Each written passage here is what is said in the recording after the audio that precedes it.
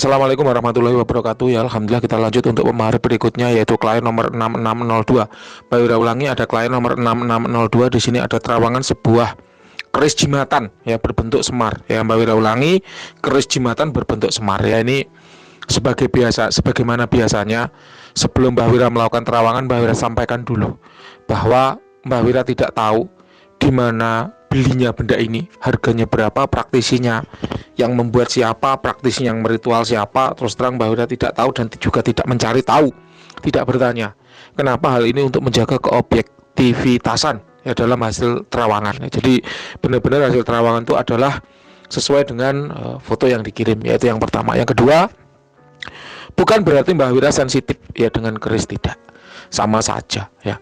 Benda bertuah itu mau bentuknya emas ya, mau bentuknya batu, mau bentuknya kayu, mau bentuknya logam, mau bentuknya keris, mau bentuknya tombak, mau bentuknya apapun itu, dalam penglihatan Mbah Wira tetaplah sebuah benda bertuah. Jadi jangan kemudian kita terpaku pada bentuk. Seringkali Mbah Wira mendapatkan pertanyaan, ini bendanya bentuknya apa, Mbah? Loh, benda itu hanyalah rumah. Mau semegah apapun rumahnya, kalau isinya tidak berkualitas ya nggak akan membawa tuah yang maksimal. Sesederhana apapun rumahnya, kalau isinya berkualitas, maka ya insya Allah akan memberikan manfaat yang luar biasa.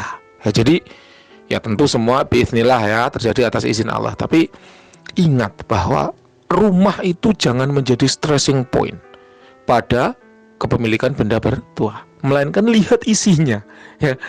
Ibaratnya sebuah plastik, jangan dilihat bungkusnya, tapi lihatlah apa yang ada di plastik itu, apa yang ada di dalam plastik itu.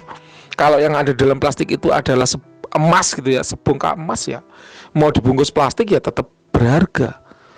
Tapi kalau itu isinya adalah kotoran gitu ya, mau dibungkus megah berkilau-kilau seperti apapun ya tetap itu kotoran. Ya, jadi jangan melihat rumah, don't judge ya the book by its cover, tapi lihat isinya apa, esoteris atau esoteris yang terkandung dalam benda itu seperti apa. Itu yang ingin Mbak Wira tekankan. Itulah kenapa dalam terawang itu Mbak Wira tidak pernah melihat ya bentuknya batunya hijau, bentuknya batunya biru, bentuknya apa emas, bentuknya keris, bentuknya tombak, enggak pernah ya, apapun bentuknya, yang penting bagaimana esoteris yang terkandung di dalam benda tersebut. Ya, kita kembali. Sebagaimana biasa, terawangan Mbah Wira lakukan dengan 3 metode. Yang pertama yaitu metode vibrasi energi. Kenapa kok metode vibrasi energi? Karena suatu benda itu akan bertuah apabila mengandung energi di dalamnya. Jadi tuah itu datang dari energi. Tentu 90% ya, ada 10% benda-benda unik ya, extraordinary, yang tidak berenergi, tidak berkodam tapi bertuah, ada memang ya, namanya supranatural ya. Tapi rata-rata atau sebagian besar benda itu bertuah karena ada kandungan energi ya di dalam benda tersebut.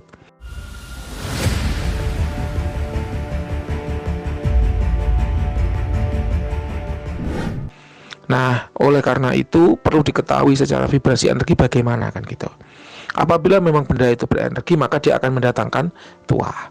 Nah, pada benda ya dari klien nomor 6602 ini Mbak Wira rasakan tidak berenergi ya. Mbak Wira sempat curiga apa Mbak Wira yang capek gitu ya. Ini terawangan udah datang sejak tanggal berapa ini? 5 September 2 hari yang lalu. Itu pekerjaan kantor Mbak Wira luar biasa banyak ya. Jadi Mbak Wira tuh curiga apa Mbak Wira capek kok nerawang kok nggak tembus gitu, kok kelihatan kosong. Mbak Wira tunggu hingga tanggal 6 juga kok tetap kosong gitu kan. Mbah Wira tunggu lagi sampai tanggal 7 kok tetap kosong ya. Berarti ya bener ya bahwa memang benda dari klien nomor 6602 ini kosong. Kenapa kok sampai menunggu 2 hari? Karena ini keris gitu loh. Mbah Wira khawatir ya, Mbah Wira khawatir ada oknum ya yang tidak senang dengan Mbah Wira, kemudian memelintir. Bahasanya itu memelintir. Wah, Mbah Wira ini kalau terawangan keris hasilnya jelek karena memang orangnya nggak suka sama keris misalnya, atau karena memang orangnya nggak suka sama empu misalnya. Nah, ini yang Mbak Wira tidak inginkan tuh hal semacam itu. Jadi Mbak Wira sengaja menunggu sampai 2 hari supaya apa, kondisi badan itu benar-benar, oh kalau memang tetap kosong ya berarti memang kosong kan gitu. Jadi secara vibrasi energi ini tidak mengandung vibrasi energi ya. Jadi benda ini kosong, tidak bertuah. Nah, yang kedua, Mbak Wira menggunakan metode yang namanya metode visualisasi. Apa itu? Yaitu metode yang digunakan untuk mencari tanda-tanda kehadiran khodam ya secara visual, secara penampakan atau penglihatan mata. Nah, ini Mbak Wira juga tidak menemukan ya, sesungguhnya tidak menemukan apa sih khodam yang menghuni benda ini kok juga nggak kelihatan gitu ya. Oh, berarti memang benda ini kosong, tidak berkhodam. Nah, tentu ya kalau militan ya channel jejak mistis dan channel Mbah Wira pasti tahu ya bahwa kalau dua hasil sebelumnya menunjukkan hasil kosong, maka Mbah Wira akan menggunakan metode yang ketiga, namanya metode injeksi energi ya. Barangkali khodamnya berada di dimensi yang jauh ya, sehingga tidak terlihat dengan pandangan, juga tidak terlacak vibrasi energinya, maka perlu diinjek dengan energi ya. Mbah Wira injek dengan energi, ternyata muncul. Nah, inilah ya fungsinya menggunakan beberapa metode itu seperti ini. Nyatanya ya membantu. Secara energi tok, oh gak kelihatan. Secara wujud tok, oh gak kelihatan. Ternyata secara injeksi energi, nah ada feedback. Nah, inilah ya yang Mbak Wira sebut dengan manfaat dari menggunakan beragam metode. Dan Mbak Wira yakin tidak banyak praktisi yang memang mau menggunakan banyak metode dalam terawangannya ya. Itulah salah satu kelebihan terawangan ya apabila menggunakan jasa Mbah Wira. Murah meriah, ongkosnya satu benda 150.000, kalau satu badan 250.000. Kalau rumah 250.000, tanah 250.000. Kalau nanti pada terawangan badan, tanah, rumah kok diketahui angker, ada ketempelan, ada guna-guna, akan Mbah Wira bantu ya. Mengobati ya bukan menyembuhkan loh ya, mengobati. Kesembuhan itu datangnya dari Allah. Mbak Wira hanya saran aja, hanya usaha. Oleh karenanya kalau memang nanti diketahui ada yang negatif, biasanya akan Mbak Wira kirimi minyak khusus ya, itu bisa dipakai mandi ya, bisa dioles di ya, tempat minum begitu untuk menetralkan hal yang negatif di badan, dan itu gratis ya. Jadi minyaknya gratis, tidak dipungut biaya. Kemudian Mbak Wira kirim dengan ekspedisi juga gratis, Mbak Wira yang nanggung biayanya ya. Jadi tidak ada biaya apapun di situ ya. Jadi tolong ini sebagai apa, membantu sesama ya. Jadi jangan dipelintir, walah punya ilmu dikit aja kok nggak mau membantu orang lain. Bantu ya, apabila memang ketika di Terawang nanti ada yang negatif, akan Mbak Wira bantu, dan itu gratis, memang tanpa dipungut biaya. Paham ya?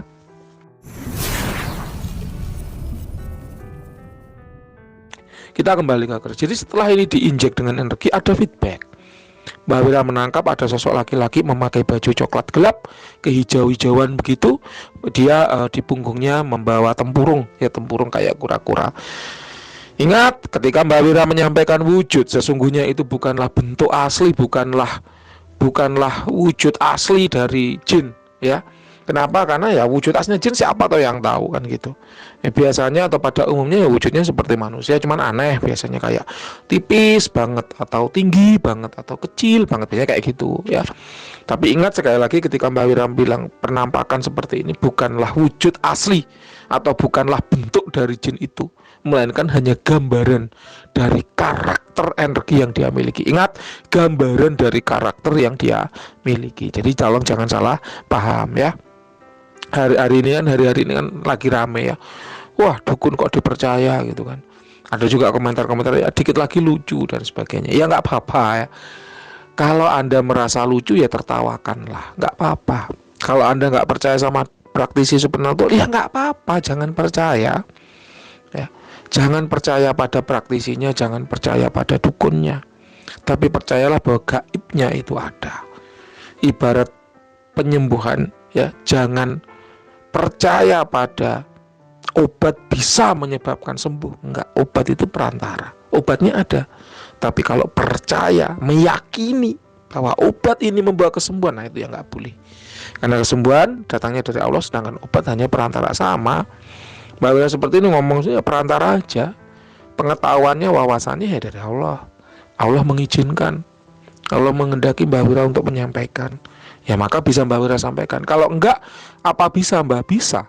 Ketika rekaman kehapus, ketika mau rekaman alatnya rusak, diupload hilang, dan itu sering terjadi ya. Jadi ya Allah nggak berkehendak itu disampaikan, itulah ya. Jadi ada aja perantara gagal menyampaikannya, itu akan ada aja, dan itu bukan hal yang aneh ya dalam ranah supranatural ya.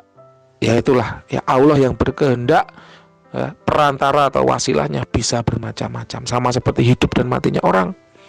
Matinya orang dari Allah. Allah berkehendak mati ya mati, tapi perantaranya ada macam-macam. Bukan kemudian Allah yang turun langsung mematikan, enggak. Bisa kecelakaan, bisa sakit, bisa dibunuh orang, bisa bencana alam dan seterusnya. Gitu loh ya. Jadi itulah perantara atau wasilah itu seperti apa, obat juga gitu.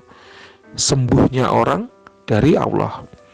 Tapi perantaranya bisa dari macam-macam, obat, jamu misalnya, herbal dan seterusnya. Gitu loh ya. Jadi perantara saja. Kita kembali ke benda. Jadi metode injeksi energi nampaknya membawa manfaat positif pada kasus kali ini.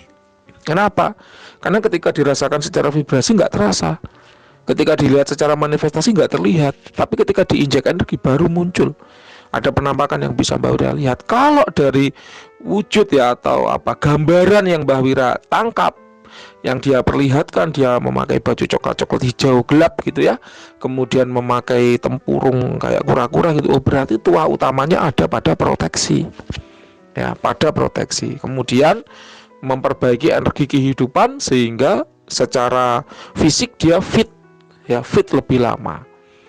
Namun ya itu tadi, kok dirasakan secara vibrasi energi nggak kerasa, dilihat juga nggak kelihatan, berarti ada sesuatu yang kurang pas. Ya, dalam hal ini pada benda milik klien nomor 6602 ritualnya belum selesai.